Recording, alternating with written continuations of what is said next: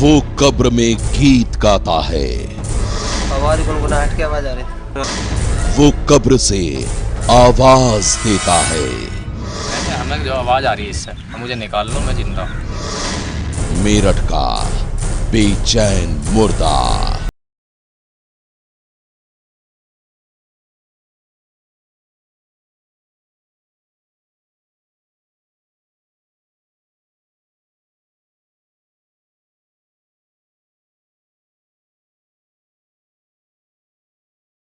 सनी, इसमें तो यही आवाज आ रही है कि मुझे निकाल लो, मैं जिंदा हूँ। गुनगुनाहट की आवाज आ रही है। समय आती है कुछ यार, हमेशा आती रहती है। भाई ये तो यही बताओगे जी कितने समय आती है। इलाके के लोगों के मुताबिक करीब 2 महीने पहले यहां रहने वाले एक शख्स इरफान की मौत हो गई थी। इरफान की मौत किसी गंभीर बीमारी से हुई थी, लेकिन उसके घर वालों को लगता था कि किसी ने अपने काले जादू से इरफान की हत्या की है। इरफान की मौत के बाद मातम में डूबे घर वालों ने उसे कब्र में दफन कर दिया, लेकिन इसके बाद भी वो उसकी मौत के सदमे से उबर नहीं पाए। इरफान के भाई मोहम्मद दीन के मुताबिक अपने भाई की मौत के बाद वो हर दिन इस कब्रिस्तान में आता था, इरफान की कब्र पर फूल चढ़ाता था और फिर चला जाता था। लेकिन कुछ दिन पहले जब ये कब्र पर फूल चढ़ाकर जा रहा था, तभी अचानक कब्र से इरफान के गुनगुनाने की आवाज आने लगी। आवाज गुनगुनाहट की आवाज आ रही थी। अच्छा, फिर क्या हुआ? बस आवाज सुनकर अपना घर आ गए। हमने अपने घर पे बताया, हर दूसरे तीसरे दिन आ रही थी। अब परसों गया था, परसों भी आ रही। तो आपको लगता है कि वो जीवित है अभी? जी। दीन मोहम्मद के मुताबिक कब्र में दफन अपने मृतक भाई इरफान की आवाज जब इसने सुनी तो ये सन्न रह गया। पहले तो इसे लगा कि इसका भ्रम है, लेकिन कब्र के पास एक सुराख से इरफान के गुनगुनाने की आवाज लगातार आ रही थी और फिर ये भागा भागा अपने घर वालों के पास पहुंचा। शुरू में तो घर वालों को इसकी बातों पर यकीन नहीं हुआ, लेकिन जब घर वालों ने खुद कब्र से आती इरफान के गुनगुनाने की आवाज सुनी तो वो भी हैरान रह गए। घर वालों ने यह बात अपने पड़ोसियों को बताई और फिर यह कहानी जंगल की आग की तरह सारे शहर में फैल गई। ये बता रहे हैं कि भाई गुनगुनाहट की आवाज आवे कब्र से है जी, यही बता रहे, हमें नहीं पता इस बात का। ये इस बात को कह रहे, इन्होंने कहीं डीएम साहब के यहाँ से परमिशन भी मांगी। तो ये कब्र से आती है? हाँ जी, कब्र से आ रहा है जी। ये रोजाना नाम है इस कब्र पे, यहाँ से सुबह शाम ये बता रहे हैं कि हमें जो आवाज आ रही है इससे, मुझे निकाल लो, मैं जिंदा हूँ। आपने सुनी कभी, मतलब आप लोग? ना जी, मैंने नहीं सुना जी, मैंने कह लगूँ। आपको क्या लगता है, आप कोई अपने विचार से क्या सोचते हैं, ऐसा होता है कभी? बस यही बता रहे हैं, हमें तो कैसा भी नहीं लग रहा। हमें तो इलाके के लोगों के मुताबिक कब्र से आती इरफान की आवाज खुद उन्होंने कभी नहीं सुनी है, लेकिन इरफान के घर वालों का दावा है कि वो हर दिन ही सुनते हैं कब्र में दफन इरफान के गुनगुनाने की आवाज। और अब इरफान के घर वालों ने जिला अधिकारी से इरफान की लाश को कब्र से निकलवाकर पूरे मामले की जांच की मांग की है। जिला अधिकारी के आदेश पर अब एसपी देहात पूरे मामले की जांच कर रहे हैं।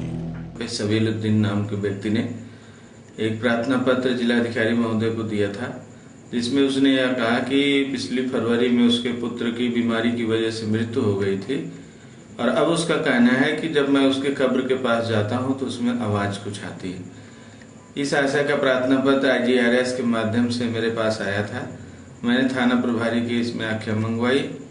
अब समुचित आदेश के लिए जिलाधिकारी महोदय को इसको भेजा जाएगा। उनके आदेश पर कब्र खुदवा के और देखा जाएगा। और कहानी करीब 2 महीने पहले जिस इरफान की मौत हो गई थी, जिस इरफान को कई लोगों की नजरों के सामने कब्र में दफन कर दिया गया था, आखिर वो कब्र से आवाज कैसे दे सकता है? इतना ही नहीं, कब्र से आती इरफान होता है तो ऐसे में इन साइड उनका काम नहीं करता है कि सही का है गलत का है। जब आदमी सही गलत का निर्णय नहीं ले पाता तो उसके अंदर वही बात आती है जो सोचता है। अगर मेरा बच्चा ऐसा रहता ऐसा बात करते तो कब्र के सामने जाता है तो कब्र में वो आवाज को सुनाई देती है।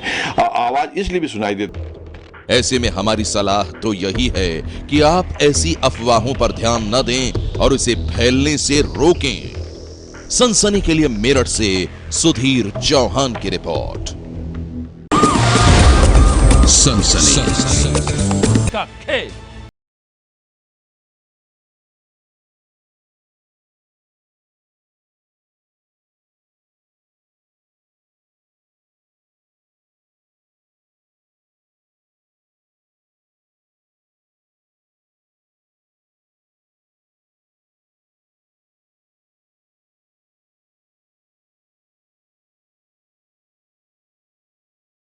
लेकिन उससे पहले हम आपसे बदमाशों के इस गैंग का तारुफ करवाते हैं। इस गैंग का सरगना है शक्ति दत्ता सावंत नाम का ये शख्स।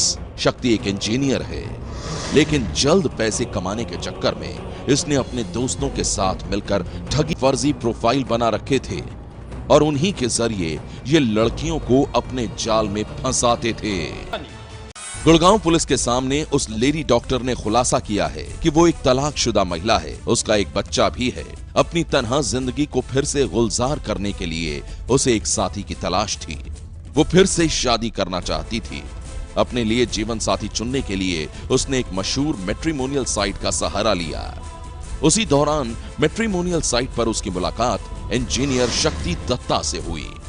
दोनों के बीच इंटरनेट पर बातचीत होने लगी। महिला का आरोप है कि शक्ति ने उसे शादी करने का झांसा दिया और वो उसके झांसे में आ गई। और फिर यहीं शक्ति ने उस लेडी डॉक्टर से कहा कि तुम्हारी तस्वीरें मेरे घर वालों को काफी पसंद आईं, अब हमारी शादी है। लेकिन उसे क्या मालूम था कि वो शक्ति के जाल में फंस चुकी थी। पुलिस के मुताबिक 50,000 रुपए लेने के बाद शक्ति ने लेडी डॉक्टर से उसकी कुछ निजी तस्वीरें मंगवाई और फिर उन तस्वीरों को इंटरनेट पर डाल देने की धमकी देकर उसने लेडी डॉक्टर को ब्लैकमेल करना शुरू कर दिया। इन्होंने एक मैट्रिमोनियल साइट बनाई हुई थी जिसके ऊपर इन्होंने शादी का झांसा देकर और मेरे साथ ये पैसे मंगवाते रहे। जो 2 बार पैसे मंगवाए, 2-10, एक बार जो बाई चेक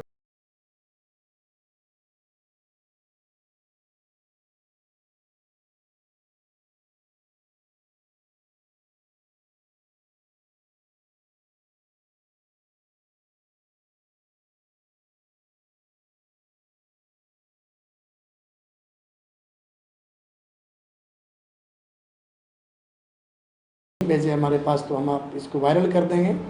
लेडी डॉक्टर ने पुलिस के सामने खुलासा किया कि इन बदमाशों ने उस डॉक्टर ने पुलिस को खबर कर दी।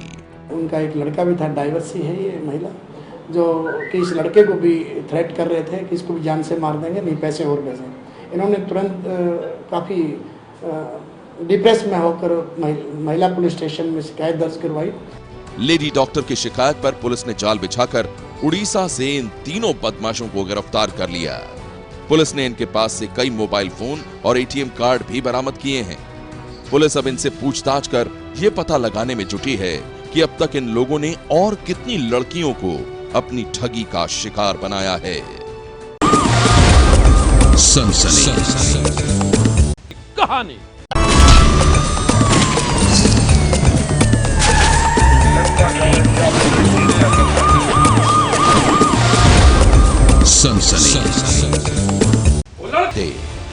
हत्या की हम मान लीजिए कोई मानते कि हत्या नहीं हुई है, तो ये पहुंचा कैसे बगैर जानकारी के? वो यहाँ पे क्यों लेके आया? अगर उसको समझाना था, डराना था, तो वहाँ पे अपने घर भी समझा सकता था। लगता है प्यार की वजह से ये हुआ है।